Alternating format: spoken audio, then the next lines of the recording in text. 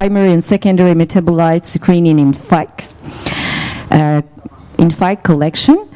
Et après, nous avons la contribution à la caractérisation promologique et physico-chimique de quelques variétés de figues de Barbarie au Maroc par mademoiselle Oumatou Jihen. La précédente est faite par monsieur Husseini El-Hassan. Et puis, la quatrième, c'est la contribution de la recherche scientifique dans la caractérisation, valorisation et conservation des produits autochtones des oasis au Maroc par monsieur Notfia Younes. Voilà. Alors, j'invite le premier intervenant à me rejoindre. Et puis, vous avez bien sûr 15 minutes de présentation. Nous allons en effet vous faire un petit signe quand la minute sera... quand il y aura une minute qui restera, et puis on aura 2 questions ouvertes après chaque présentation. Voilà, merci beaucoup.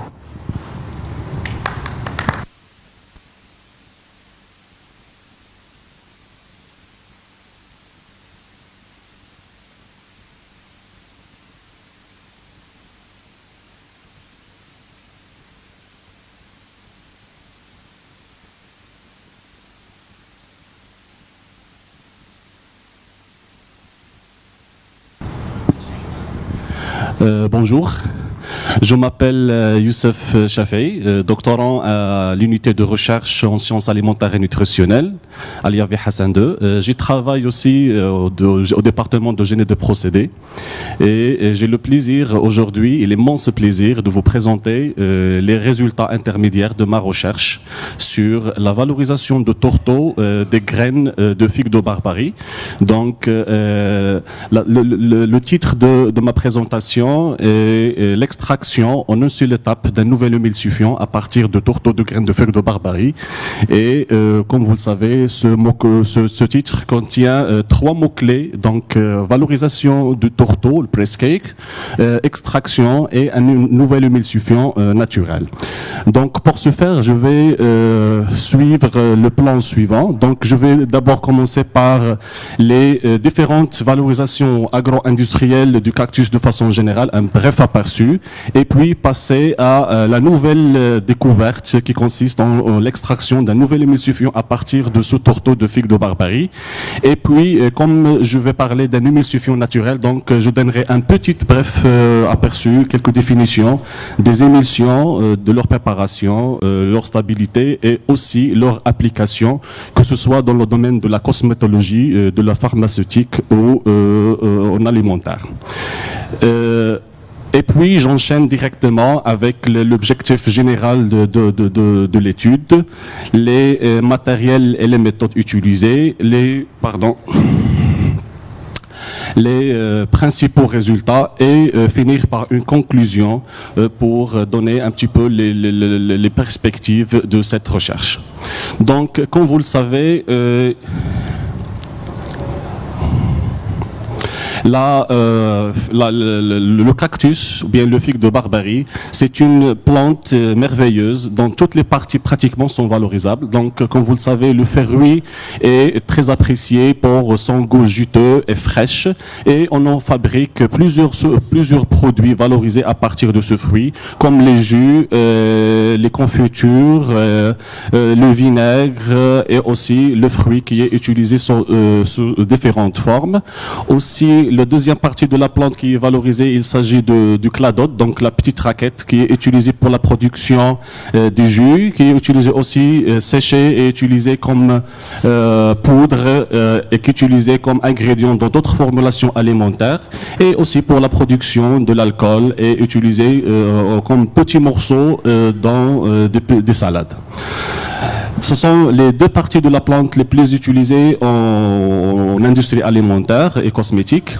Et on arrive maintenant au sous-produit de cette plante, qu'il s'agit des pelures des fruits qui sont utilisées pour l'extraction de certains pigments, et aussi du mucilage qui est extrait à partir du cladote, et finalement le produit phare de cette plante qui est l'huile de graines de cactus.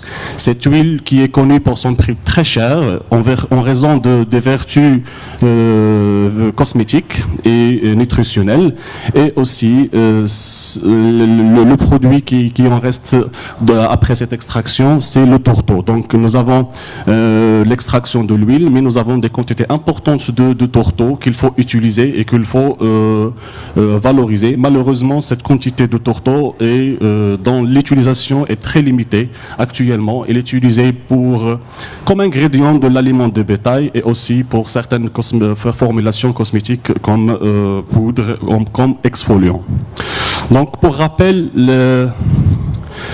l'extraction de l'huile consiste en macération des fruits pour la séparation des graines à partir de la pulpe, et ces graines sont séchées et sont broyées pour l'extraction d'une huile végétale avec une extraction mécanique. Mais suite à cette extraction, on a une grande quantité de tourteaux qui reste à valoriser. Donc le travail que j'ai réalisé dans cette étude consiste à la valorisation de ce tourteau qui est considéré comme un sous-produit d'extraction de l'huile qui est largement connu pour ses vertus, comme j'ai dit, et aussi pour son prix. Ce tourteau a été broyé et avec des solvants de qualité alimentaire, on a utilisé pour l'extraction d'un émulsifiant naturel qui peut être utilisé en cosmétique et en alimentaire. Donc cette valorisation est la première de son genre en matière de valorisation de ce tourteau qui est considéré comme ce produit. Alors, cet émulsifiant, avant de parler dans le détail de son mode d'extraction, je dois commencer par une description du rôle, des mécanismes et de l'importance de ces émulsifiants. Donc une émulsion, c'est une dispersion d'un liquide qui est dispersé dans un autre liquide qui sont normalement immiscibles, et je donne l'exemple de l'eau et de l'huile. Ce sont deux solutions qui sont immiscibles, et pour pouvoir avoir une émulsion homogène et stable, nous avons besoin d'un troisième agent qui est appelé émulsifiant. Donc, et sur la base de la phase émulsifiée ou sur la phase dispersée dans l'émulsifiant, on classe les émulsifiants de type huile dans l'eau, eau dans l'huile, ou des multiples émulsions qui contiennent de l'eau, water in oil in water, ou inversement. Et aussi, la deuxième classification des émulsifiants se base sur la taille des particules. Donc, nous avons des émulsions dont la taille des gouttelettes est comprise entre 500 nanomètres et 1 micromètre, des nano-émulsions et des micro-émulsions selon la taille des particules de ces émulsions. Et maintenant qu'on connaît un petit peu qu'est-ce que c'est qu'une émulsion et la classification, on passe à leur importance que ce soit le pharmaceutique et le cosmétique. Donc les émulsions sont utilisées pour l'encapsulation des éléments essentiels qui peuvent être administrés aux patients. Ils sont aussi utilisés pour protéger les médicaments et les principes actifs contre l'oxydation et l'hydrolyse. Et ils sont aussi utilisés pour cacher et masquer le goût et l'odeur indésirable de certains aliments et de certains médicaments. Et aussi, ces émulsions ont le rôle et peuvent prolonger la libération des principes actifs dans le corps pour cibler un petit peu l'organe pour les médicaments. Ça, ce sont les principales utilisations des émulsions en pharmaceutique. Pour le domaine de la cosmétologie, les émulsions sont très largement utilisées pour la fabrication des crèmes, des lotions, etc., pour des applications externes à la peau. Et ils ont la particularité et l'avantage de pénétration facile à la peau pour nourrir la peau et la surface de façon générale. Alors maintenant qu'on connaît l'émulsion, leur rôle, leur importance, on doit donner un petit aperçu sur leur préparation. Comment on prépare les émulsions? Donc dans cette figure, nous avons deux phases, donc par exemple de l'eau ou de l'huile. Et comme vous le voyez, à l'interface, nous avons aux frontières des deux phases, nous avons un film. Comme dans deux pays, à la frontière, nous avons des soldats, etc. Et si on voit à l'échelle moléculaire, nous avons des tensions au niveau des deux molécules de deux phases. Alors, pour pouvoir mélanger ces deux phases, nous avons besoin d'un troisième agent pour réduire ces tensions au niveau de la surface de contact. Et ces gens, on les appelle les tensioactifs, les émulsifiants ou les surfactants, parce qu'ils agissent au niveau de la surface du molécule et réduisent les tensions entre les deux phases, ce qui permet de fabriquer, de préparer des émulsifiants homogènes et une répartition homogène de la phase dispersée dans la phase dispersante. Donc l'émulsifiant qui joue ce rôle a deux propriétés importantes. Donc elle a la capacité une affinité avec la partie huileuse, donc elle est lipophile, et elle a une autre tête de la molécule qui est hydrophile et qui aime l'eau, donc il peut faire des interactions avec la partie aqueuse. Cela permet de créer donc un film autour des gouttelettes et laisse ces gouttelettes de la phase dispersée suspendues dans la phase dispersante. Donc voilà, donc l'état initial, nous avons deux phases qui sont séparées. Nous avons besoin d'un surfactant, d'un émulsifiant préparé. Les types de films autour des gouttelettes sont qu'ils peuvent être monocouches ou multicouches ou simplement des solides de particules au niveau des particules. C'est les mécanismes en détail de préparation des émulsions. Et il existe différents types d'émulsifiants. Donc nous avons les émulsifiants synthétiques, les sodium, les thiols, les cétines, etc. Nous avons des émulsifiants qui sont semi-synthétiques. Donc il existe avec différents grades de qualité. Et nous arrivons en troisième partie aux émulsifiants naturels qui, dont malheureusement la composition diffère d'un lot à un autre au niveau de l'extraction, ce qui affecte leurs propriétés émulsifiantes. Donc la stabilité de l'extraction est très importante, et aussi au niveau de la sensibilité au développement microbien. Des exemples des émulsifiants naturels, nous avons le jaune d'œuf, l'agar, la caséine dans le lait, etc. Voilà, donc de l'eau et de l'huile, normalement, ne se mélangent jamais avec, aux conditions standards, je dirais, de température et de pression, mais nous avons toujours besoin d'un émulsifiant pour pouvoir les mixer, les mélanger pour fabriquer des émulsions. Et sans ces agents émulsifiants, nous constatons des phénomènes d'instabilité des émulsifiants sont à partir des flocculations, donc des constitutions des amas de molécules de la partie dispersée, un écrémage, des coalescences, donc des gouttelettes qui deviennent de plus en plus grosses et finissent par la séparation des deux phases. Donc nous avons de la phase la moins dense qui monte en haut et la phase la plus dense en bas. Donc c'est un aperçu sur les émulsifiants de façon générale. Maintenant je passe à l'extraction de cet émulsifiant naturel à partir de tourteaux de figues de Barbarie. Donc l'objectif global, c'est de développer une nouvelle application de ce tourteau à travers l'extraction de cet émulsifiant et de son application dans l'alimentaire et le cosmétique. Donc le premier sous-objectif, à travers l'étude de la capacité et les propriétés émulsifiantes de cet extrait, la formulation des émulsifiants de type huile dans l'eau en utilisant cet extrait, et la caractérisation de ces émulsifiants préparés. Donc ce sont les objectifs. Donc l'extraction a été faite à partir de tourteaux, donc un broyage, en utilisant un solvant, et puis évaporation du solvant. Et à partir de cette étape, nous avons séparé de l'huile résiduelle et l'extrait qu'on a utilisé comme phase aqueuse pour la préparation des émulsifiants, et qui est l'émulsifiant naturel. Donc la préparation des émulsifiants, donc nous avons deux phases. Donc nous avons utilisé une phase une phase aqueuse à différentes concentrations de l'extrait obtenu à partir de tourteaux, et aussi une phase huileuse dispersée en utilisant différentes huiles, l'huile de soja, l'huile d'argan et l'huile de cactus, avec différentes concentrations, 3%, 5% et 10% d'huile. Le mécanisme de préparation des émulsifiants, donc il y a une pré-hémogénéisation pour la préparation du corps de l'émulsifiant, de l'émulsion, et puis l'utilisation de la haute pression pour la préparation des émulsifiants avec des fines particules.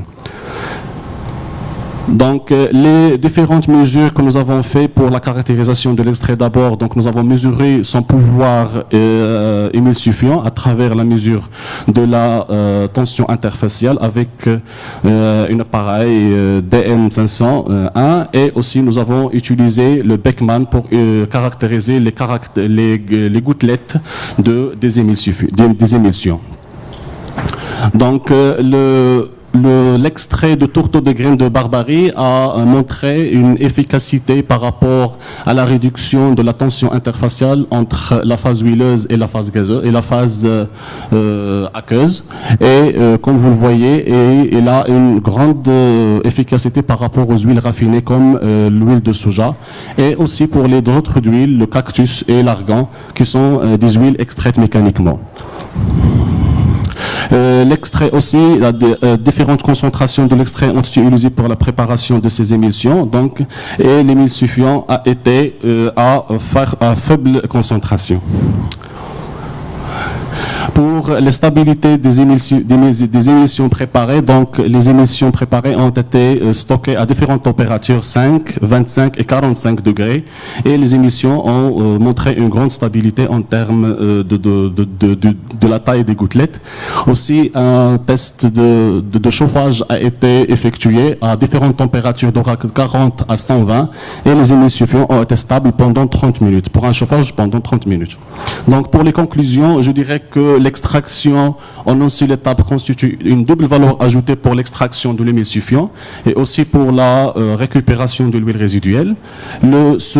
Cet extrait a une grande capacité émulsifiante. Il peut être utilisé pour des émulsifiants qui ont été stables à différentes températures de stockage et il peut être aussi constitue une opportunité une nouvelle utilisation pour la valorisation du tourteau de figue de Barbarie.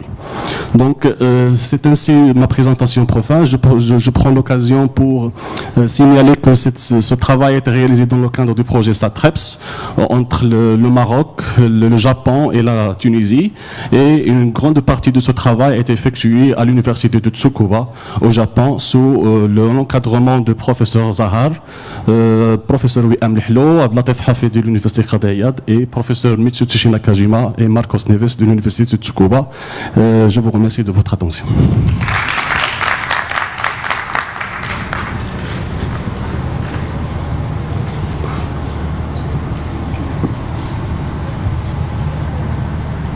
Tout d'abord, je tiens à vous féliciter pour le respect du temps et de la qualité de l'exposé. Donc, je me réjouis de trouver qu'il y a du travail qui se fait un tout petit peu de différentes façons sur l'arganier.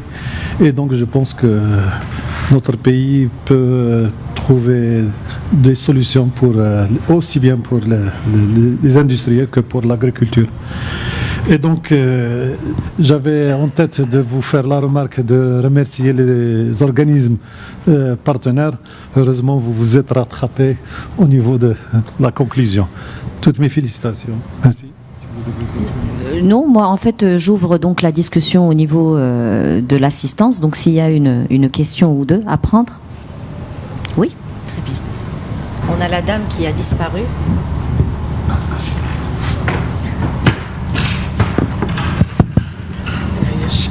Merci. Donc je tiens à vous remercier pour la qualité de cette prestation très très belle et très ça laisse de l'imagination derrière donc la qualité de ce travail. Alors le cactus étant une source potentielle notamment au Maroc et le procédé qui était mis en place quand même c'est un procédé je dirais associant et la chimie verte avec donc une exploitation assez accrue en termes donc valorisation cosmétique. Alors moi la question que je me pose parce que je ne sais pas, vous parlez du tourteau de cactus. Alors au sein du tourteau de cactus, on a l'habitude de travailler sur le cactus, donc il y a un effet variété peut-être, hein, donc il faut voir de ce côté-là. Est-ce que la qualité de l'émulsion elle est la même selon qu'on utilise le cactus Ficus indica ou la Megangota? Et donc ça c'est la question 1. La question, parce que la qualité de l'huile est ce qui va servir pour l'émulsion, donc ça va dépendre également du choix du cultivar. La question 2, c'est le choix du solvant. Donc, comment vous avez... parce que prendre un solvant, je ne sais pas, peut-être éthanolique, méthanolique, j'en sais rien, mais vous parlez plus donc d'un solvant qui est à qualité alimentaire. Alors, à qualité alimentaire étant donc l'éthanol, hein, mais moi je crois que ce serait mieux de s'orienter vers ce qu'on appelle l'éco-extraction, l'extraction verte, hein, en impliquant soit la supercritique, soit carrément la SAE, donc en milieu aqueux. OK? Donc, et la troisième question, c'est la caractérisation de l'émulsion. Et là, je vois que vous utilisez soit l'interface, la surface d'interface, et j'ai vu que vous utilisez l'angle de contact. C'est ça? Non?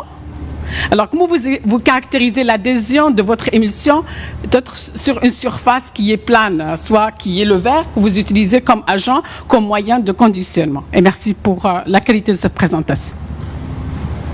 Merci, Hafid.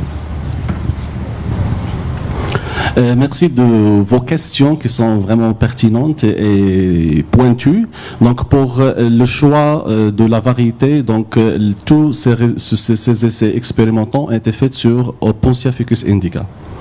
Donc de deux régions, et de la région du sud et de la région de Khoribga. Pour l'extraction, effectivement, c'est une extraction avec solvant, mais comme vous l'avez dit, l'extraction en supercritique ou même HTL pourrait être une alternative, mais pour le premier travail qui a été fait avec solvant, comme des essais préliminaires, d'abord pour l'extraction de cet émulsifiant, dont la capacité émulsifiante est très intéressante parce que l'extrait, la phase aqueuse utilisée justement rien que 0,2% de l'extrait qui a pu émulsifier jusqu'à 10% de l'huile. Donc là, je parle d'un rapport de 0,1-10. Ça veut dire, et normalement dans la littérature, on travaille avec des ratios de 1-10. Donc pour ce ratio qui est 5 fois inférieur à la normale et au standard. Donc voilà, donc pour moi c'est un début parce que ce n'est pas important le type d'extraction dans le premier test préliminaire, mais d'abord la découverte en elle-même comme une nouvelle valorisation de ce tourteau. Et comme vous le savez, vous avez dit que vous travaillez sur le tourteau, sur le cactus. Donc comme vous le savez, le tourteau n'est pas encore valorisé. Sachant plus que le rendement d'extraction mécanique est très faible. Donc nous avons besoin d'une trentaine de kilos de graines sèches pour produire juste 1 kilo ou 1 litre de l'huile. Donc un rendement de 3,5%.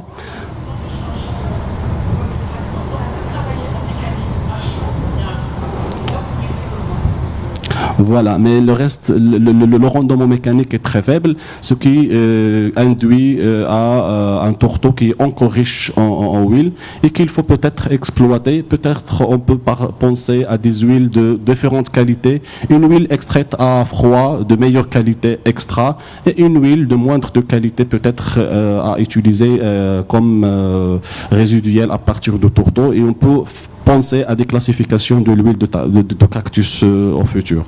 Mais pour le moment, je pense que le mécanisme d'émulsification, parce que j'ai fait aussi la caractérisation de cet extrait et apparemment ce sont un mixte parce que c'est un extrait végétal, ce n'est pas un émulsifiant synthétique à molécules pures, donc c'est une matrice composée des protéines et des saponines, et cette interaction entre les deux groupes qui permet de cette émulsification.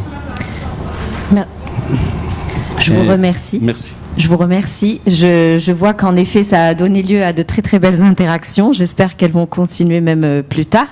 Donc je pense qu'on va arrêter au niveau des questions puisqu'on est un peu pris par le temps. Et on reprend avec la deuxième présentation qui sera faite par Monsieur Husseini El-Hassen et qui traite donc du criblage des métabolites primaires et secondaires chez dans une collection de figuiers de Barbarie.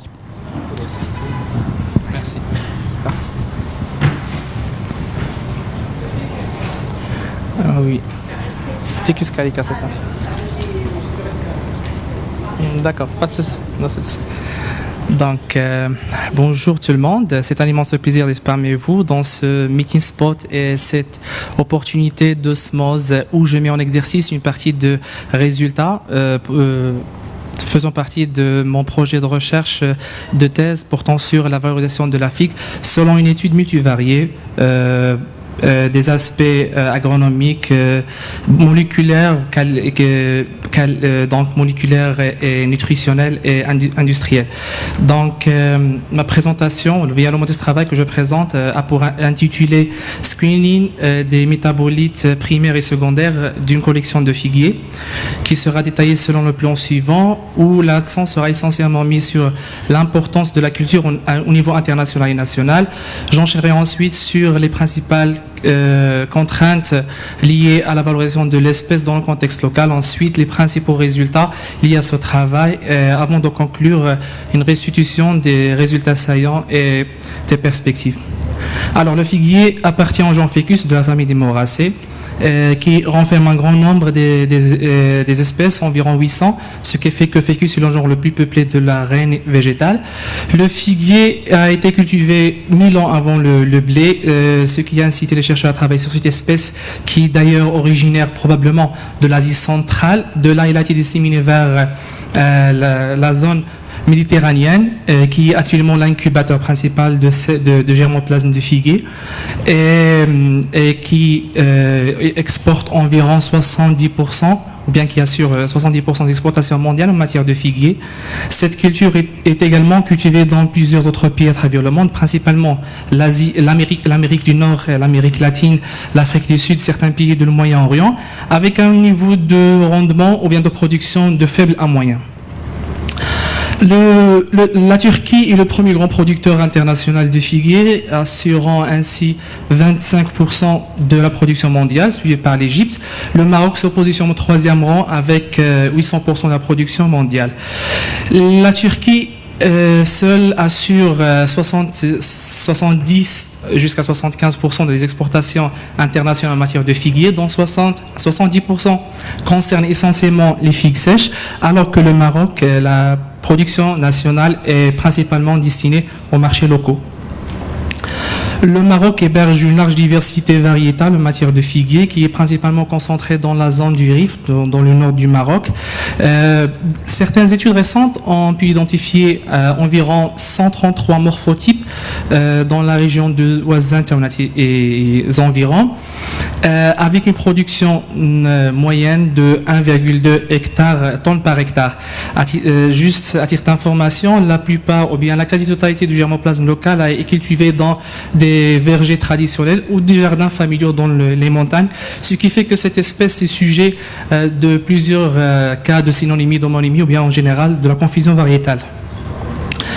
Le figuier est un aliment, je dirais, symbolique de régime méditerranéen qui est riche en plusieurs micronutriments, bien en nutriments, principalement les antioxydants, les flavonoïdes, les polyphénols, mais surtout les anthocyanes, en sucre, en fibres, en minéraux, en protéines et ainsi de suite. Malgré toutes ces potentialités liées à cette espèce, le figuier se trouve heurté par plusieurs contraintes entravant sa valorisation, qui peuvent être résumées selon les points suivants. Premièrement, une grande hétérogénéité variétale qui n'a pas été jusqu'à présent entièrement exploitée, d'autant plus, comme j'avais dit tout à l'heure, que la plupart de notre germoplasme est hautement exposé à la confusion variétale. Ensuite, une faible chaîne de valeur liée à cette espèce. Il y a une quasi-absence des études de screening des profils biochimiques de germoplasme local, mais aussi des introductions dans le contexte local, ce qui a fait que le choix variétal pour la valorisation, que ce soit industrielle ou bien technologique, fait le plus souvent, il est fait sans lier ou bien sans se reposer sur les outputs des capacités ou bien des propriétés biochimiques de cette espèce. Alors comme résultat, la figue marocaine demeure moins concurrentielle sur les marchés internationaux. C'est dans cette perspective que s'inscrit ce travail qui vise à étudier cette espèce, ou bien le fruit de la figue sur plusieurs aspects agronomiques, biochimiques et technologiques. Dans ce travail, je présente l'aspect surtout biochimique, dans l'objectif de tracer un référentiel qui sera accessible à tous les utilisateurs, chercheurs, étudiants, des industriels et ainsi de suite. Alors, le matériel végétal objet de l'étude concerne 135 variétés locales et des variétés introduites, faisant partie d'une grande collection comptant 218 génotypes relevant du centre régional de la recherche agronomique de Meknes, l'INRA, à Ain Taoustat. Les échantillons ont été récoltés durant la période de pleine maturité de l'été de 2017. Alors, les descripteurs évalués dans ce travail concernent principalement les données chromatiques liées à la couleur de la figue, de l'épiderme de la figue.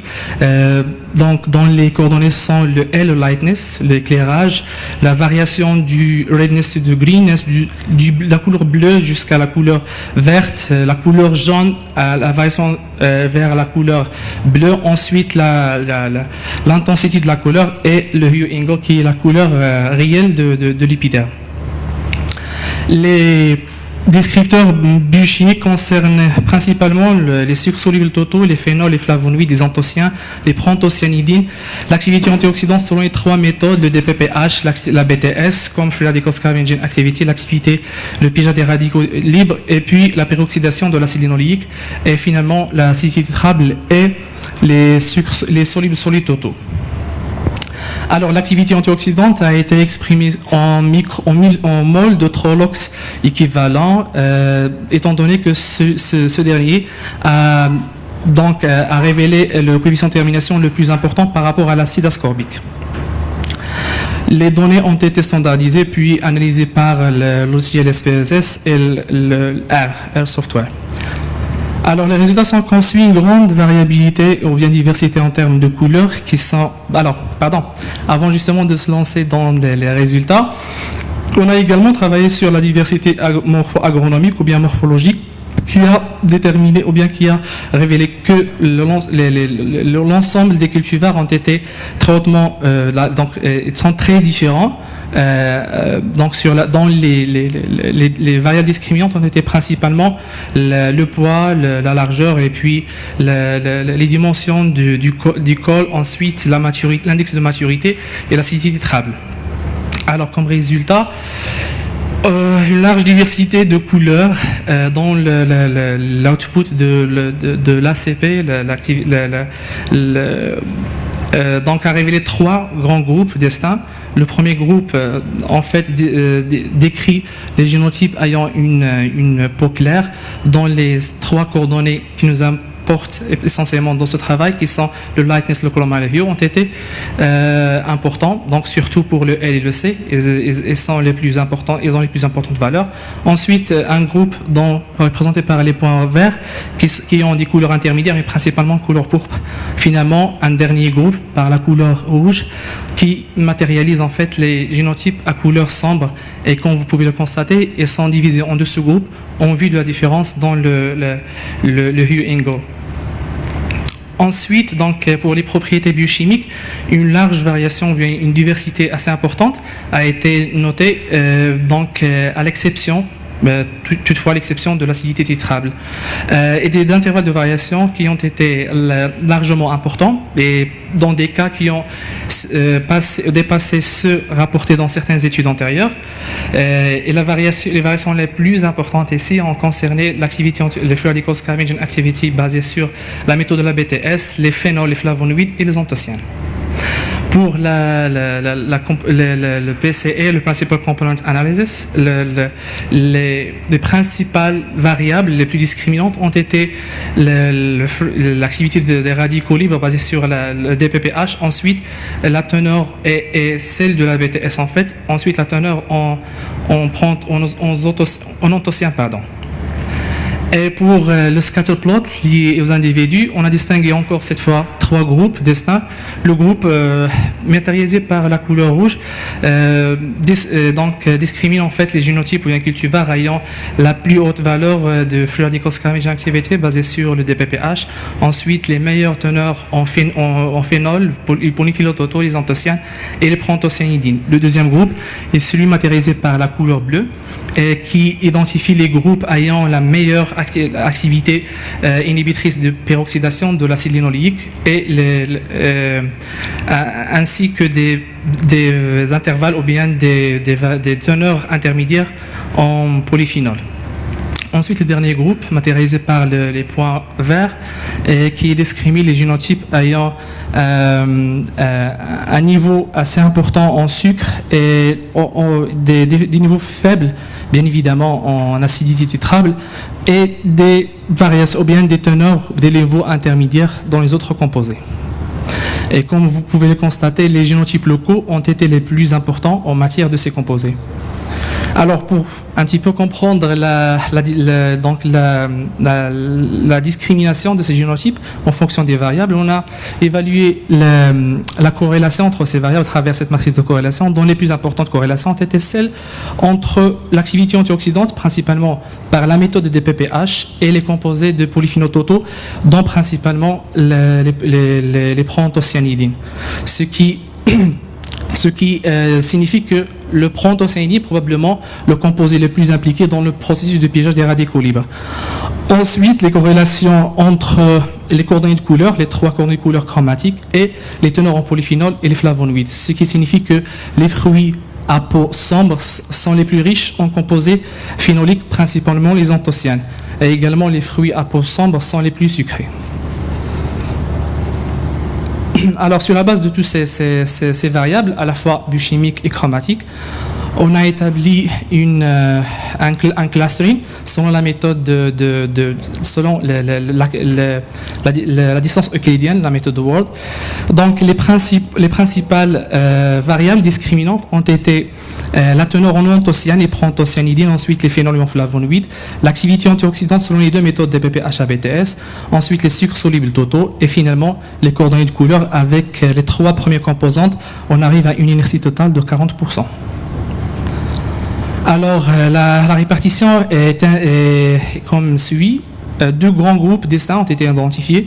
Dans le premier, renferme 48 cultivars, dont la peau est pourpre avec donc des niveaux assez importants en matière de piégeage des radicaux libres selon la méthode de DPPH et la BTS. Alors que le deuxième groupe renferme 87 cultivars, caractérisés principalement par une peau claire, un taux élevé en sucre soluble totaux, en anthocyanes et en activité en piégeage des radicaux libres selon la méthode de DPPH. Alors, pour évaluer la qualité de piégeage des radicaux libres, il fallait donc procéder à évaluer l'activité, donc l'IC50, c'est-à-dire la concentration maximale inhibitrice de 50% des radicaux libres. Et pour ce faire, avec une taille d'échantillon assez énorme, 135 génotypes, elle était presque difficile de faire. Donc on a procédé à une sélection primaire, donc en se basant sur le premier dendrogramme, on a sélectionné 4 génotypes performants dans différents groupes contrastés. Alors les résultats étaient comme suit. Donc vous pouvez constater que la méthode de la BTS a révélé les intervalles de variation les plus étroits, les plus restreints et les concentrations les plus faibles, c'est-à-dire qu'elle révèle les résultats les plus importants dans les cultivars ayant l'activité antioxydante la plus importante était le col de dame blanche et Abiarus. Alors, ensuite, on a utilisé tous les résultats concernant la partie biochimique, colorimétrique et l'activité antioxydante pour refaire une deuxième fois une double sélection à travers un clustering incriminant toutes les variables à la fois. Et encore, j'ai oublié de dire qu'on a également incriminé les variables agromorphologiques qu'on a vues à la partie des matériels et méthodes avec 46 variables en total. Donc les résultats sont comme suit. Pour le modèle de Canonical Correlation Model, les résultats sont comme suit. C'est pour évaluer la pertinence de la combinaison de l'ensemble des variables, à la fois agromorphologiques, pardon, j'ai une minute, alors je dois faire vite, à la fois les composés, donc les variables agronomiques, mais biochimiques et chromatiques. Donc avec 1 moins lambda de Wilks, le modèle de Wilks, on arrive à 70% de la variance totale. Donc c'est un modèle très satisfaisant et très hautement significatif. Les résultats sont comme suit, 2 grands groupes distincts, donc, et on a pu sélectionner 11 cultivars dans différents groupes contrastés avec les meilleures performances pour passer à des analyses plus pointues, principalement les composés volatiles par la spectroscopie, donc la GCMS, donc la séparation sur la phase gazeuse couplée à la spectroscopie de masse, puis l'HPSC pour la séparation des phénols, des fractions d'isontocyanes et puis des polyphénols oxydases et peroxydases. Alors, les résultats, les fruits qui ont été donc sélectionnés, bon, c'est pas les fruits, donc les cultivars sont les suivants, dont la maturité a lieu principalement durant la dernière décade du mois d'août. Alors finalement, donc, ce sont les résultats préliminaires. Alors, donc en conclusion, on arrive à sélectionner avec les résultats préliminaires les géniteurs les plus importants pour les orienter finalement vers la transformation et comme dans un programme de pré-breeding. Alors, comme conclusion, il y avait un large intervalle de variation, des différences très significatives, des niveaux dans des profils biochimiques assez importants. Dans certains cas, ils ont dépassé ce rapporté dans la littérature. Et donc, juste avant de conclure, j'aimerais dire que ce travail est réalisé en collaboration donc, entre l'INRA, le centre de Meknès, et avec l'université Sultan Moulay Slimane, sous l'encadrement, bien évidemment, de Madame Hani, qui est avec nous ici. Et je vous remercie de votre attention.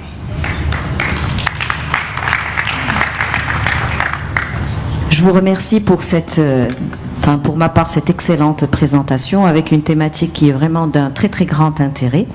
Donc voilà, j'ouvre l'espace pour une question ou deux parce qu'on est vraiment un peu... Voilà, on a une question. Vous voulez, s'il vous plaît. Ah, ça va être difficile pour moi de descendre.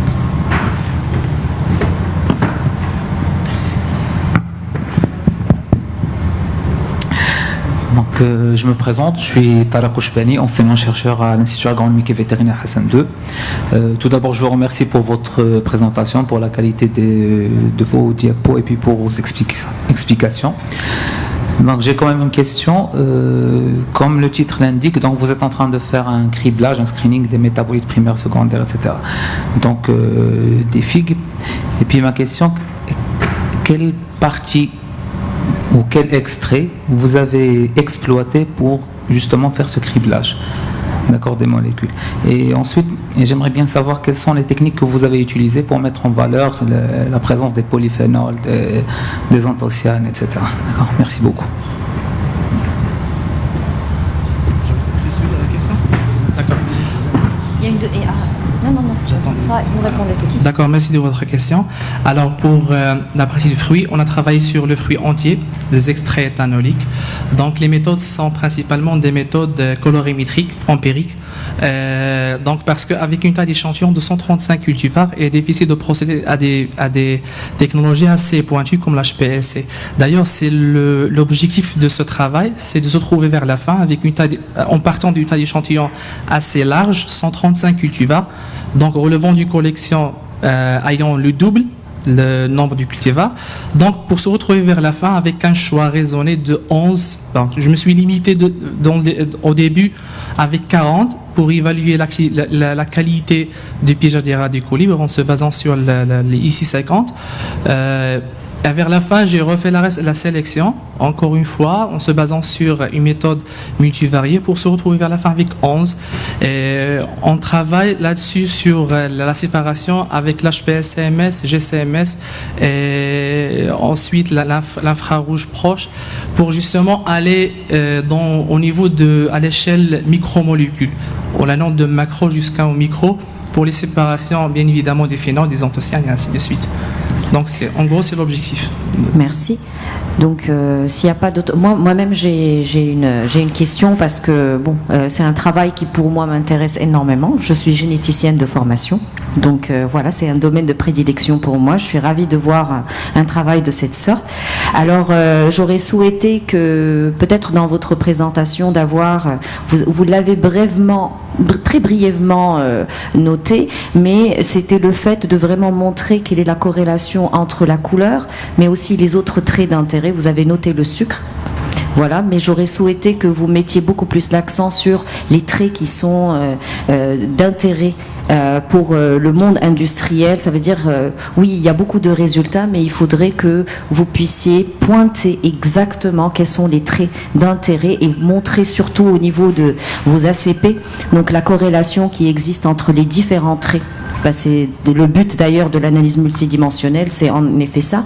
Et puis un petit bémol que j'aimerais vous inviter à revoir, c'est juste quand vous faites les colorations au niveau des individus de vos ACP, évitez de colorer tout ce qui est autour du centre. Parce que ce qui est autour du centre n'est pas représenté, donc il faut faire très très attention à ça. Si on avait un statisticien avec nous, il vous n'aurait peut-être pas...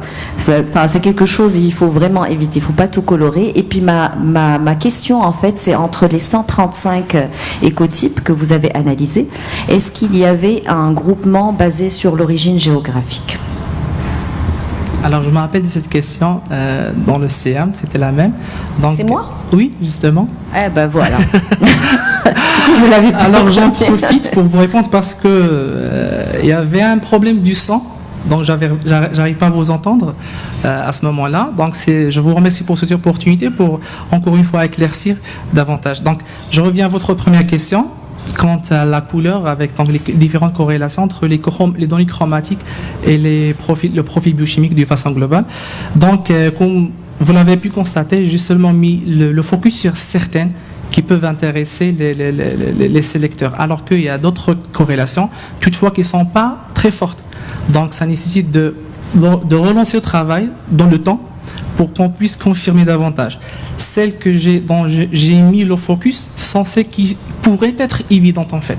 Donc, comme la corrélation entre les phénols, les flavonoïdes, les anthocyanes et la couleur, donc ils sont principalement concentrés au niveau des figues ayant la peau sombre, et évidemment pour les sucres solubles totaux. Donc, certainement, il y a d'autres corrélations. Il y a même des corrélations entre des variables agromorphologiques et certains biochimiques. Mais, donc, puisque la présentation était sur l'aspect biochimique, j'ai pas touché cet aspect-là. Ensuite, pour ce qui est de l'origine géographique, alors juste pour un aperçu sur la collection, on a une collection dont les origines, donc elle est riche, ou bien elle est composée de plusieurs cultivars de différentes origines, principalement les locaux qui sont prospectés dans tout le territoire marocain, donc du nord jusqu'au sud, et d'autres introductions de l'Iran, de l'Italie, des États-Unis. Donc, alors, pour nous, l'objectif primaire, c'est de évaluer la qualité commerciale du fruit, sans pour autant incriminer deux facteurs qui sont les origines ou bien la pollinisation ou autre. Donc, ça vient au deuxième rang. Donc, une fois on va finir avec la qualité commercialisée, on peut faire ça. Donc, c'est inscrit dans notre agenda, mais donc, ça ne relève pas de ce travail. Donc, l'origine, certainement, a une importance. Donc, ça doit être couplé à la fois avec le marquage moléculaire pour davantage avoir des autres. C'est pas compliqué, vous l'avez déjà. Parce qu'en fait, il faut juste colorer tout ce que vous avez en fonction de l'origine et voir est-ce que vous avez un groupement ou pas. Vous avez tout. C'est juste que vous devez... Enfin, peut-être qu'avec votre encadrante, on pourra en discuter plus tard. Je suis désolée, peut-être que... Oui. Et bien sûr, il peut la faire. Compléter justement pour lever l'éclairage. Elle veut mon micro, elle veut pas ton micro, elle veut le mien. Je m'excuse. Alors, il y a l'apport de la chimiométrie. On a ouvert la chimiométrie à ce niveau-là pour trouver la corrélation entre donc, la pomologie plus la biochimie, c'est-à-dire la métabolomique, et l'apport chimiométrique. Donc, on est en cours. J'espère qu'on va trouver donc, ce lien avec le... Merci beaucoup. Désolée d'avoir... c'est moi qui ai un peu usurpé le temps. J'ai pris un peu plus sur le temps. Alors, je passe, merci beaucoup encore une fois pour la présentation qui est très très intéressante. Je remercie aussi votre encadrante pour son intervention.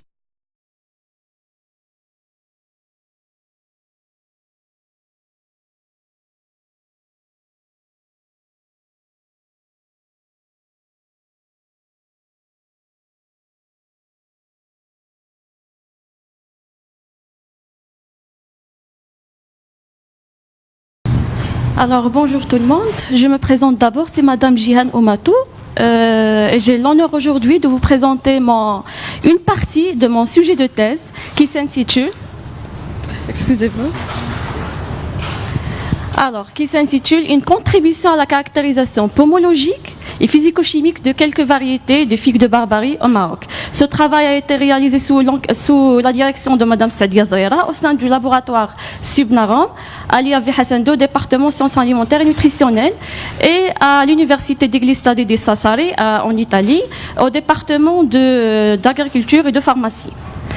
Alors, donc on va suivre le plan suivant, une introduction dont on va parler de l'importance du figuier de Barbarie, du développement de la culture du figuier de Barbarie au Maroc, la problématique et les objectifs qu'on a fixés, les matériels et méthodes utilisés, et quelques résultats et discussions, et puis à la fin, les conclusions et quelques recommandations. Donc, pour introduire, introduit depuis le XVIe siècle dans le bassin méditerranéen, le figuier de Barbarie est essentiellement développé en Espagne, en Portugal, en Sicile, en Italie, principalement en Sicile avec 300 000 hectares, au Maroc avec 150 000 hectares, en Algérie et en Tunisie. Au Maroc, les pouvoirs publics ont été conscients de l'importance du figuier de Barbarie et avaient engagé des programmes de son plantation, principalement dans les zones arides et semi-arides, comme par exemple dans la province de Glimim et la province de Qalat Sarna. Alors, le cactus est parmi les cultures fondamentales de la réussite du pilier 2 du plan Maroc vert. Alors, depuis les années 80, la culture du cactus a évolué d'une façon remarquable de 45 000 hectares à plus de 150 000 hectares en 2016. Et ce grâce aux plantations importantes qui ont été réalisées dans le cadre du plan Maroc vert, principalement dans la région d'Ol-Hamna et au sud du Maroc. Le système national de la recherche agricole a accompagné cette évolution. De point de vue recherche variétale au niveau de l'INRA, valorisation des fruits et des raquettes au niveau du l'IAV et d'autres universités nationales. Alors, malheureusement, ces plantations ont été infestées par la fameuse cochenille, qui constitue un fléau sérieux pour les plantations du figuier de Barbarie et risque de détruire notre patrimoine national. J'ouvre la parenthèse pour parler de cette cochenille et de dire qu'il s'agit bien d'un insecte parasite de l'espèce sauvage Dactylopius opuntia. Il est introduit pour la première fois au Maroc, à Sidi Bou Nour, dans un périmètre de 100 mètres au carré vers la fin de 2014. Malheureusement, actuellement, il est passé de 100 mètres au carré à 50 000 hectares. Donc, bien sûr, l'INRA, avec le ministère de l'Agriculture, de la Pêche maritime et l'ONSA, ont établi un plan d'urgence pour combattre ce fléau. Et l'INRA a pu identifier 8 variétés résistantes à la cochenille. Alors, comme vous le voyez, ces plantations qui ont été infestées par la cochenille. Je ferme la parenthèse sur la cochenille et j'entame notre problématique et les objectifs qu'on a fixés dans notre recherche. Alors, comme vous le savez, les variétés des figues de Barbarie au Maroc se présentent sous forme morphologique très variable.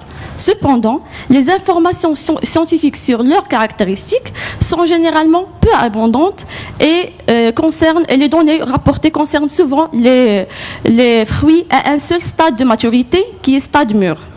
Donc, d'où l'objectif de notre recherche, qui est la caractérisation pomologique et physico-chimique de quelques variétés de figues de Barbarie au Maroc, et selon 3 stades de maturité. Et par la suite, une corrélation entre ces différents paramètres pomologiques et physico-chimiques. Donc, on procède par la suite à la partie expérimentale. Donc, pour cela, premièrement, c'est le choix des variétés. C'est très important. Donc, on a choisi 4 variétés les plus importantes au Maroc de point de vue fruitier. Issa et Moussa au sud du Maroc, puis Soul de la région de Rabat et Dlahia de la région de Rif au nord du Maroc. Donc, des sorties d'échantillonnage ont été réalisées en 2015. Les fruits ont été prélevés selon 3 stades de maturité et d'une façon aléatoire stratifiée. Donc, on va voir par tout à l'heure c'est quoi ces stades de maturité et c'est quoi cette méthode aléatoire stratifiée. Et les échantillons ont été transportés et conservés à 4 degrés au réfrigérateur. Alors, pour le stade de maturité, donc, on les a choisis selon 2 critères. C'est la couleur et la période de maturité des fruits. Donc, les fruits de couleur verte sont considérés comme des fruits de premier stade de maturité. Les fruits dont la couleur se situe entre le jaune et le vert sont des fruits considérés comme des fruits au 2e stade de maturité, au stade de maturité intermédiaire. Et les fruits de couleur rouge sont considérés comme des fruits au 3e stade de maturité ou de maturité avancée. Alors, pour la période de récolte, donc Issa et Soul, puisque sont 2 variétés précoces, donc la récolte a débuté tôt par rapport aux autres variétés de Dlahia et Moussa, qui sont 2 variétés tardives. Donc, c'est quoi cette méthode d'échantillonnage stratifié? Eh bien, comme son nom l'indique, il consiste à stratifier les peuplements de l'étude. Donc, pour cela, on a choisi au hasard une parcelle représentative d'environ 5000 m² pour chaque lieu de récolte. Sur cette parcelle, on a délimité 3 localités ou 3 placettes dans lesquelles on a pris notre échantillon. Ces 3 placettes sont espacées de 30 mètres sur 30 mètres. Alors, pour l'étude morphologique, on a étudié plusieurs paramètres, entre autres, c'est le poids de fruits, la longueur, le diamètre, la forme de fruits, la taille de fruits, la présence des épines, la consistance de la pulpe, le réceptacle floral, son diamètre, sa profondeur et sa position, l'écorce, son poids et son épaisseur, et le nombre de graines. Alors, bien sûr, avant de procéder aux analyses physico-chimiques, on a fait un rinçage des fruits, épluchage, broyage, filtration, pour séparer le jus et les graines. Donc, les analyses physico-chimiques, donc on a étudié plusieurs paramètres, entre autres le pH, le Brix, l'humidité, le taux de centre, l'acidité titrable, la vitamine C, les sucres totaux et les sucres réducteurs, la teneur des graines en huile, et puis le dosage des acides gras de l'huile de graines de figue de Barbarie. Alors, par la suite, on procède à des traitements, des analyses statistiques. Donc, on a recours à 5 traitements statistiques. Donc, l'analyse de la variance pour évaluer les 2 facteurs, l'effet des 2 facteurs, le degré de maturité et le degré de maturité des fruits et l'effet de variété. Test de Ney-Monickel, c'est un test qui permet de classer les moyennes pour les comparer.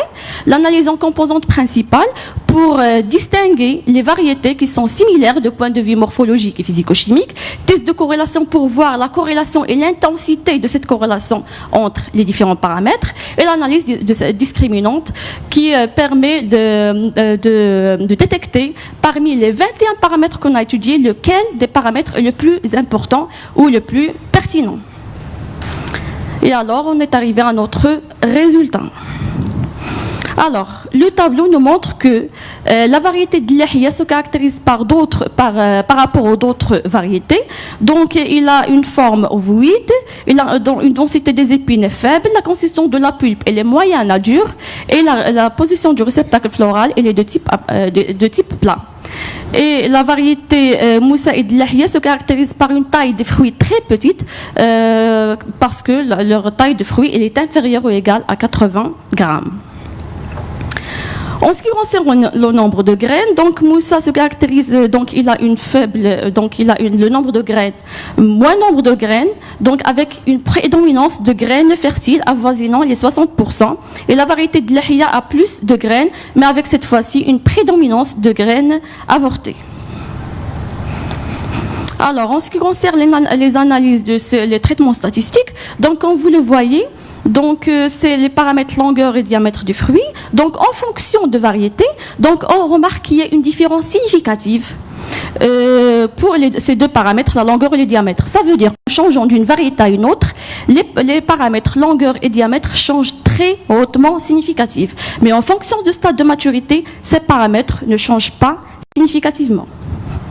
Donc, le test de Newman-Nichols, donc on a ici 4 groupements séparés qui ont été détectés et en fonction de variété, et la variété Soul a été en premier classement. Donc, en fonction du stade de maturité, un seul groupe homogène a été détecté.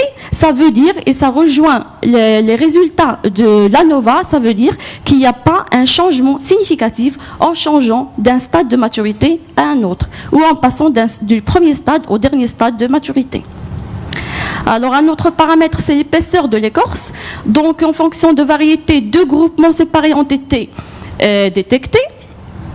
Et en fonction du stade de maturité, un seul groupe a été observé. Ça veut dire qu'en passant d'un stade de maturité à un autre, il n'y a pas un changement significatif.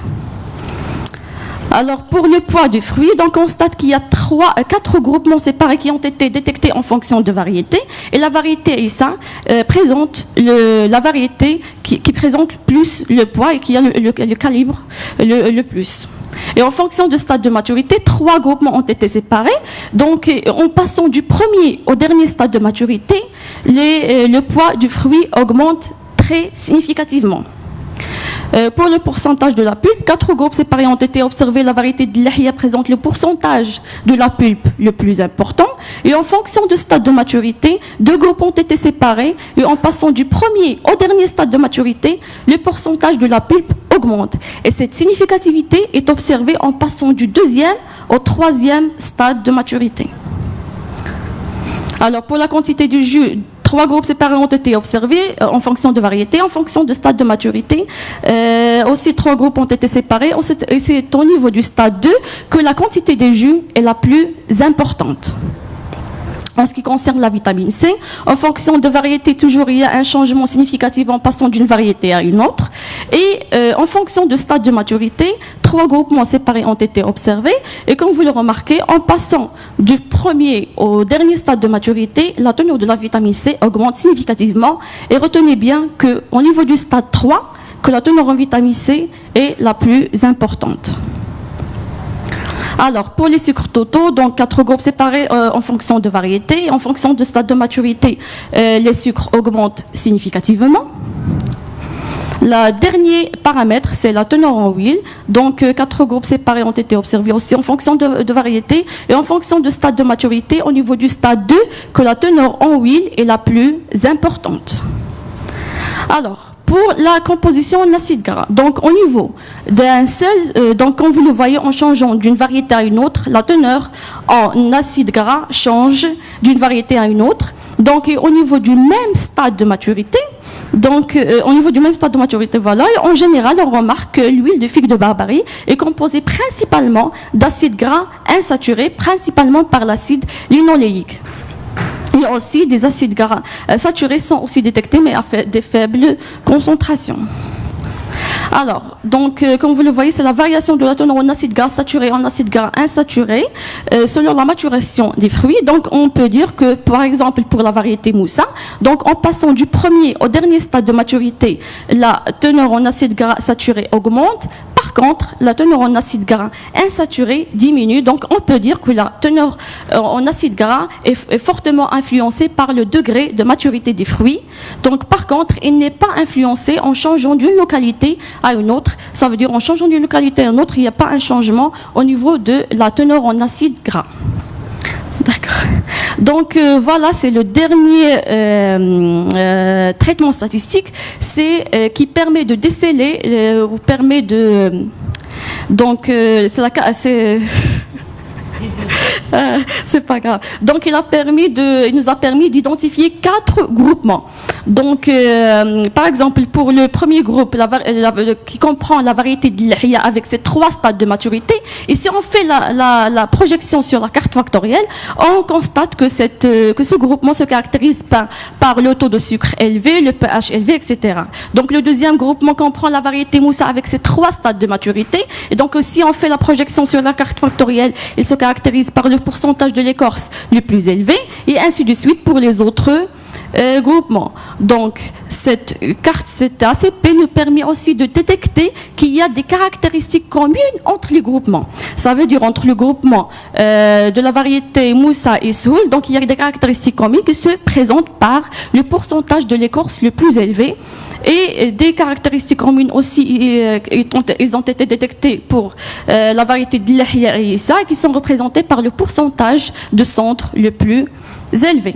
Donc, en arrivant au dernier test, c'est le test de corrélation qui est représenté par le facteur de corrélation, le R carré, qui est entre -1 et 1. Donc, s'il est proche de -1, ça veut dire qu'il y a une forte corrélation, mais négative. Ça veut dire si l'un des paramètres augmente, l'autre diminue. Et s'il est proche de 1, ça veut dire qu'il y a une forte corrélation, mais positive. C'est-à-dire si l'un des paramètres augmente, l'autre augmente aussi. Donc, on va donner des exemples. Si, par exemple, plus le fruit est lent, plus le pourcentage de l'écorce sera important et l'acidité sera importante, et moins sera de sucre. Un deuxième et dernier exemple, c'est le poids du fruit plus... D'accord. Donc, voilà. D'accord. Donc, vous avez maintenant la méthode pour bien choisir votre fruit, plus acide, moins acide, plus de vitamine C, moins de vitamine C, etc. Donc, pour conclure, voilà. Donc, ce travail est une contribution à la valorisation des produits du terroir en général et de la filière du cactus en particulier. Nos résultats ont montré que parmi les 21 caractéristiques qui ont été étudiées, seul le paramètre, le poids du fruit, présente le paramètre le plus important ou le plus pertinent. Nos résultats ont montré également que plus le fruit présente un grand calibre en poids, plus il est peu juteux, contient beaucoup d'eau, de vitamine C et de matières grasses. À notre connaissance, ce travail a permis pour la première fois d'étudier cette corrélation entre les différents paramètres pomologiques et physico-chimiques. Donc, les résultats obtenus pour les différents paramètres sont variables statistiquement d'une variété à une autre, et indépendamment du degré de maturité, cette différence peut être attribuée aux espèces étudiées, à la variation des facteurs agronomiques caractérisant chaque région, au climat et la composition du sol.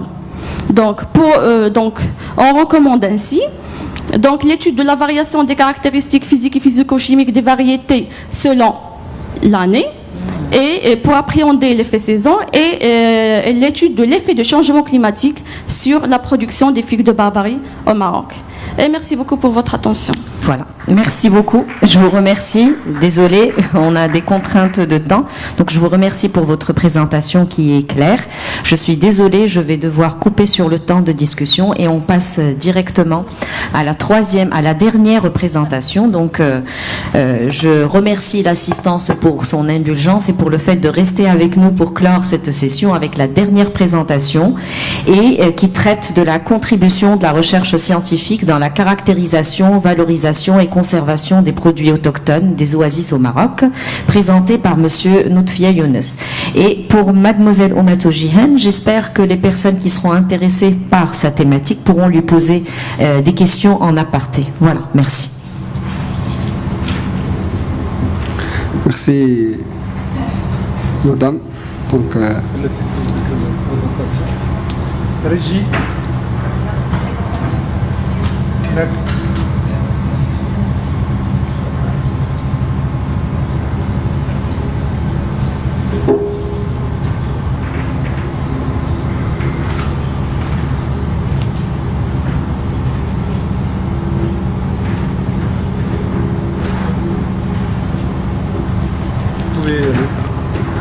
merci, donc bonjour tout le monde.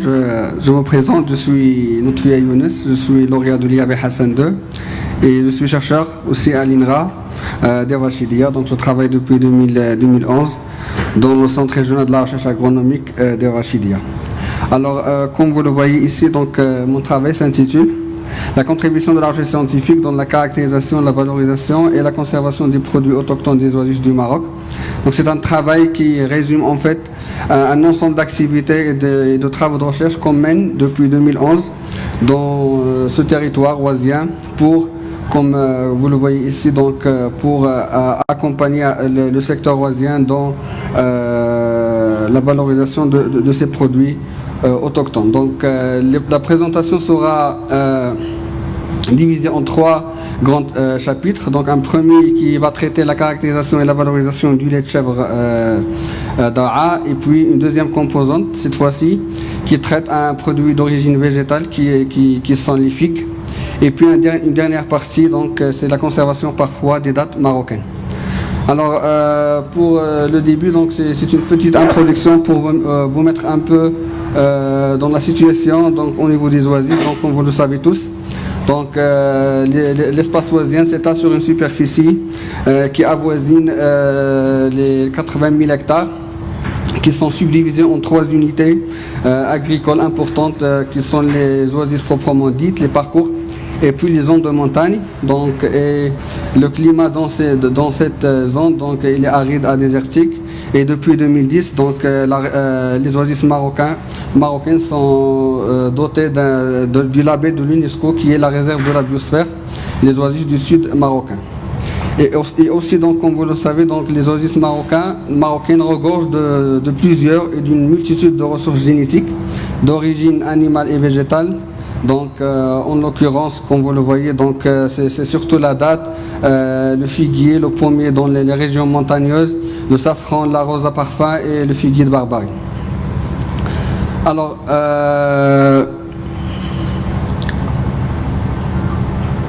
donc, la première composante, c'est un travail qui a été démarré donc, au Centre régional de la recherche agronomique d'Evachidia depuis 2011 et qui a traité donc, en fait, la caractérisation et la valorisation d'un lait d'une race caprine typique de la vallée de Daraa, qui est la chèvre de Daraa. Donc on a commencé tout d'abord par dresser donc le profil physico-chimique de ce lait, et on s'est amusé un peu de le comparer avec une race donc qui est la race alpine, qui a été introduite aussi dans cette zone.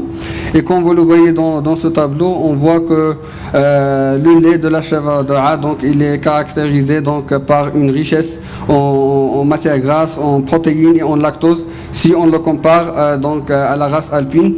Et même si on le compare avec d'autres races caprines du pourtour méditerranéen, on peut dire que donc, le profil physico-chimique de ce lait donc, il se trouve dans la limite supérieure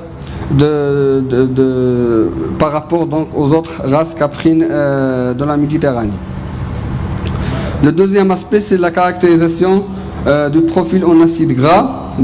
On voit ici que les acides gras à chaîne moyenne donc, sont les plus représentés, avec un pourcentage de 46%, donc, suivi des acides gras de longue chaîne, et puis donc, à la fin donc, des acides gras à courte chaîne, avec donc, une représentation majoritaire de l'acide palmitique, qui représente environ 37% du profil et du pourcentage de ces acides gras.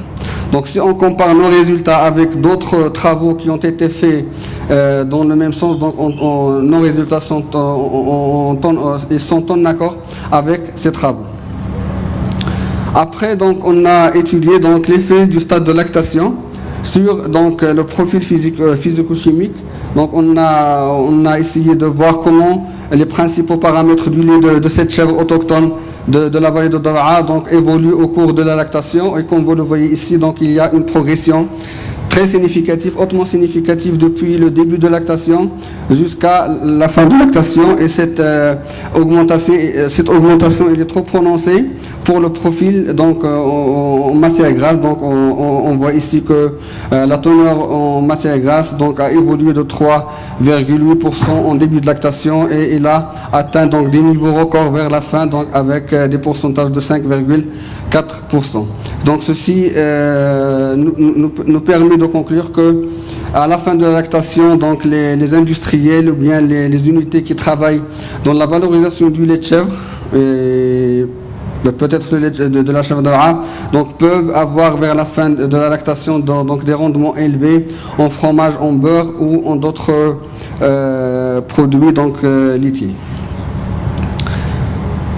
Un quatrième volet, donc c'est l'étude. Donc après cette caractérisation physico-chimique, donc on a travaillé au niveau du laboratoire pour donc essayer un peu de produire et de valoriser ce lait donc à travers un fromage de chèvre de Daraa. Donc on a travaillé au niveau du laboratoire par un procédé simple, un procédé classique de la fabrication fromagère. Donc on a fait donc une coagulation mixte, c'est-à-dire on a passé tout d'abord par un ensemencement en souche lactique, et puis donc on a fait l'emprésurage à raison de 0,2 ml, et puis on a donc reconstitué le lait par le calcium pour donc effectivement donc augmenter donc la cohésion du gel. Et comme résultat, donc comme vous le voyez sur ce tableau, donc on peut classer le fromage du lait de cette chèvre comme un fromage mi-sec, vu sa teneur en matière sèche qui est de l'ordre de 42,7%. Aussi, donc on a abouti à des rendements qui sont élevés par rapport aux rendements qui ont été donc trouvés pour le fromage de chèvre dans la région du Nord, notamment les travaux de notre cher collègue Saïd Zanta. Donc les rendements qu'on a obtenus donc, sont situés aux alentours de 19%, avec donc un pourcentage en matière grasse de 22% et en protéines de 15%. Avant de conclure cette partie, donc j'aimerais partager avec vous donc un travail, donc une analyse sensorielle qu'on a fait donc dans la région des Rachidia, Tanger et Ouarzazate. Donc ce travail donc il a consisté en une comparaison de trois fromage, donc le fromage du lait de la chèvre alpine, un fromage mi-chèvre. Donc ce sont les deux formes classiques de vente de fromage dans la région des Oasis. Donc c'est le fromage alpine d'origine alpine, un fromage mi-chèvre, c'est-à-dire 50% chèvre, 50% vache, et puis le fromage qu'on a donc développé au niveau du laboratoire. Donc c'est un fromage d'Ara. Et donc comme résultat, comme vous voyez pour les trois attributs qu'on a analysés, donc on voit clairement que le meilleur profil sensoriel est celui donc du fromage mi-chèvre, suivi donc du fromage alpine, et puis en dernier lieu donc le fromage d'Ara donc se situe dernier, donc à cause de sa teneur élevée en acide lactique. Chose qui n'a pas donc séduit les consommateurs et les panélistes avec donc qui on a fait donc cette analyse. Alors ceci étant dit, donc je passerai avec vous vers la deuxième composante, cette fois-ci, vers la caractérisation et la conservation d'un produit d'origine végétale, donc qui est typique et caractéristique de la région montagneuse des Oasis. Donc ce sont les figues. Et on a essayé, dans le cadre d'un travail de collaboration avec l'Office de la mise en valeur agricole de Tafilet, d'améliorer les conditions du séchage des figues à l'échelle villageoise. C'est-à-dire, on a essayé de développer un modèle pour améliorer les conditions de séchage des figues. Et donc, on a fixé comme objectif la conception et l'étude des performances d'un séchoir solaire indirect à convection naturelle, afin d'améliorer les conditions dérisoires de séchage des figues, qui se fait donc, comme vous le savez tous, partout dans le Maroc, par un procédé traditionnel sous les rayons solaires, ceci donc, comme vous le savez, donc dégage et engendre des pertes qualitatives et quantitative. Et puis donc après cette conception de ce séchoir, on a un peu donc fait une comparaison de la qualité des figues séchées par ce prototype, et on les a comparées avec des figues qui sont séchées par procédé traditionnel. Donc ceci est la première partie de nos résultats. Donc vous voyez ici le schéma de ce prototype. Donc c'est un séchoir solaire, comme vous le voyez ici, un séchoir solaire qui est constitué de trois compartiments. Une partie basale, donc c'est un capteur solaire, et puis donc on a une enceinte en bois pour le séchage des figues, avec bien sûr des clés pour le chargement et le déchargement des fruits. Et puis donc on a un support qui permettra donc le déplacement de ce prototype donc en cas de pluie ou en cas d'intempéries. Donc sur ce prototype, on a mis des thermomètres digitales pour la mesure des températures à l'extérieur et à l'intérieur de ce séchoir, donc afin de voir est-ce qu'effectivement on a pu donc améliorer et donc revoir donc à la hausse la température du séchage. Aussi, donc, je pense qu'il est essentiel de dire que, donc, pour le capteur solaire, on a une partie basale, donc c'est une sorte d'un isolant, donc c'est la laine de verre qui permettra donc la conservation de la chaleur au sein de ce séchoir, dont le mode de fonctionnement il est si simple. Donc c'est un modèle qu'on propose pour les petits agriculteurs. Donc le mode de fonctionnement, c'est l'air, il rentre par le bas du séchoir et il monte par phénomène de thermosiphon. Donc l'air, il se chauffe et puis donc sa densité devient moindre et puis il augmente pour balayer donc les fruits qui sont étalés sur les clés. Donc les températures à l'intérieur et à l'extérieur de séchoir donc se présentent comme suit. Donc on assiste vers 13h, 14h, 15h à des pics donc des températures et donc on assiste en moyenne à une élévation de la température de l'ordre de 8,1 degrés Celsius en moyenne par rapport à la température ambiante. Donc c'est la température moyenne qu'on a pu donc aboutir donc par rapport à la température ambiante. Et puis donc on a étudié d'autres facteurs qui peuvent influencer sur le séchage et on a obtenu que le coefficient de corrélation donc, de détermination donc par rapport à l'humidité, donc la durée de séchage, il est donc fortement influencé par l'humidité de l'air asséchant et puis de la température et d'une façon moindre de la teneur en eau des figues et des fruits qu'on sèche. Donc ceci, donc, c'est la dernière partie de cette composante. Donc, à la fin de la phase d'évaluation, on a donc étudié donc, le profil sensoriel pour les figues qui ont été séchées par deux modes, le mode traditionnel et le mode amélioré par ce prototype. Et donc, on voit clairement que, surtout pour la couleur et la sensation à la bouche, donc on voit que les notes et les scores attribués pour ces deux attributs sensoriels sont largement supérieurs pour le mode amélioré comparativement au mode traditionnel. Et puis si on compare aussi donc deux éléments importants, donc à savoir les sucres totaux solubles et l'acide citrique, donc on voit que pour le séchage amélioré, on a donc des teneurs élevées en TSS, c'est-à-dire en Brix. Et donc pour l'acide citrique qui est connu comme un agent conservateur, on voit que pour le séchage amélioré, on aura à la fin donc des figues qui sont riches en acide citrique, ce qui donc nous ramène vers l'hypothèse que normalement les figues qui sont séchées par procédé amélioré auront une qualité donc supérieure par rapport aux autres. Alors pour la dernière partie, c'est la conservation parfois des dattes marocaines. C'est une problématique très connue donc, dans notre région. Et comme vous le savez tous, donc, on a dans notre région donc, une multitude d'entrepôts frigorifiques. Donc notre prospection nous a ramené vers des résultats qui sont présentés ici. Donc la température de stockage, il varie entre 0 à 4 degrés Celsius. Parfois ces températures frôlent les 7 et 8 degrés Celsius, surtout en période estivale. Et puis donc les dates, ils sont stockées donc, selon la demande du marché de 1 à 10 mois. Et la grande problématique, le grand problème avec ces entrepôts, c'est que jusqu'à maintenant, on n'arrive pas à contrôler l'humidité relative au sein des entrepôts, car on n'a pas des humidificateurs qui permettent le contrôle de ce paramètre. Et aussi, donc, on assiste à un mélange entre les variétés. On n'a pas de rayonnage, le stockage se fait... Passer à la conclusion, s'il vous plaît. Ok. Donc, avant, à la conclusion, des slides. Là, ok. Là, une chose très importante, c'est que... voyez la conclusion, normalement. La conclusion, ok. Vous avez 15 secondes pour la conclusion, parce que vous avez déjà dépassé le temps. Donc, on voit ici que la cinétique de déshydratation spontanée, donc il peut atteindre jusqu'à 9%. C'est-à-dire que les agriculteurs et les groupements d'intérêt économique qui stockent leurs dates au niveau de ces entrepôts, ils peuvent donc arriver vers la fin à des pertes énormes en matière de leur stock.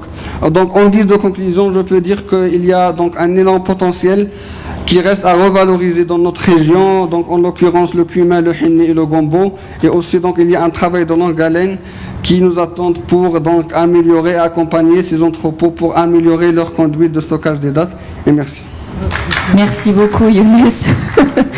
Merci beaucoup. Désolée pour. En fait, j'aimerais juste dire, voilà, ouvrir une petite parenthèse. C'est un exercice qui est très très difficile parce que c'est bien d'ailleurs que ça arrive à certains candidats à un moment donné de se retrouver confrontés avec le temps. Ça permet, je suis sûre que pour votre prochaine présentation en 15 minutes, vous allez beaucoup mieux la cadrer. En tout cas, dans les séminaires et les congrès, on vous laisse pas passer une seconde de plus. Donc ça arrive à tout le monde, mais il faut capitaliser sur l'expérience, l'utiliser pour le prochain événement pour que vous soyez pile poil avec le timing qu'on vous a adressé. En tout cas, je vous remercie pour votre présentation.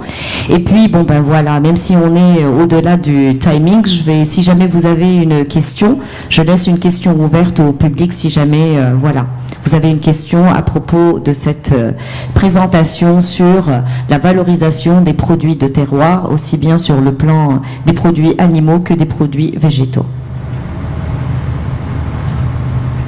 Vous êtes fatigué. Voilà, bon, on a une question quand même, voilà. Pour terminer sur une bonne note. Très bien, c'est bien. Donc j'aimerais bien poser 2 questions sur le séchage. Quel pré-traitement avez-vous fait pour le séchage des figues, pour avoir une bonne couleur? Et il y a également une remarque, la température de séchage ne dépasse pas 45 degrés Celsius. Certainement, vous aurez un problème de fermentation. Qu'est-ce que vous avez fait pour résoudre ce genre de problème? Normalement, pour la première question, donc toujours on procède par un blanchiment des figues dans l'eau bouillante ou bien avec d'autres agents chimiques pour ramollir la paroi et pour perméabiliser cette paroi afin de, comme vous avez dit, de raccourcir la durée de séchage. Pour la deuxième question, effectivement, donc au niveau des onoisiennes, on a donc un point fort, c'est-à-dire nous sommes dans des zones qui sont arides. Donc le climat est sec. Donc normalement, on arrive avec des figues qui peuvent donc être préservées et stockées pendant une longue période, pendant 6 mois, 7 mois, sans aucun problème de fermentation. Même si, donc, je pense que pour les figues, je pense que la température maximale allouée, c'est 60 degrés Celsius. Mais nous, donc, on arrive à une maximale de 50 degrés Celsius. On ne peut pas aller plus parce que le modèle qu'on a développé ne permet pas ça. Mais on préconise dans des travaux de recherche futurs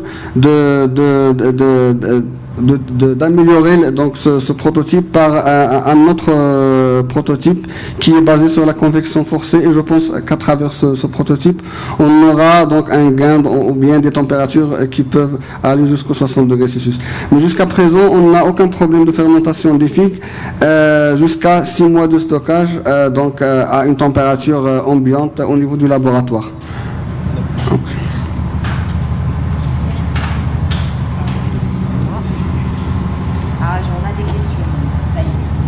Ça y est. Normalement, il faut la première question pour débloquer les autres. La dernière, alors, à ce moment-là. Alors, merci Younes pour la qualité de votre présentation. Toujours dans le même volet, par rapport au professeur, à la question posée par Simon Sef. Tout à l'heure, lorsque vous avez fait la comparaison entre les deux types de séchage, le séchage traditionnel et le séchage par le mécanisme que vous avez proposé, j'aimerais bien, vous avez fait la comparaison par rapport à la qualité organoleptique du FIC. Et vraiment, j'ai pas pu comprendre la performance de séchage du traditionnel, entre le traditionnel et qu'est-ce que vous avez gagné, à part le temps, à part également, vous n'avez pas cité le pourcentage, la teneur en eau, puisque on parle séchage toujours, donc on vise l'extraction de l'eau, l'évaporation de l'eau. D'accord, j'espère que j'ai bien posé la question. Normalement, j'espère que moi aussi j'ai bien compris et saisi votre questionnement. Alors par rapport à la teneur en eau, donc c'est fixé par la norme, donc on doit pas dépasser une certaine teneur. Si je me rappelle bien, c'est aux alentours si mon chef peut me corriger, donc c'est aux alentours de 30%, c'est ça, de l'eau pour les figues.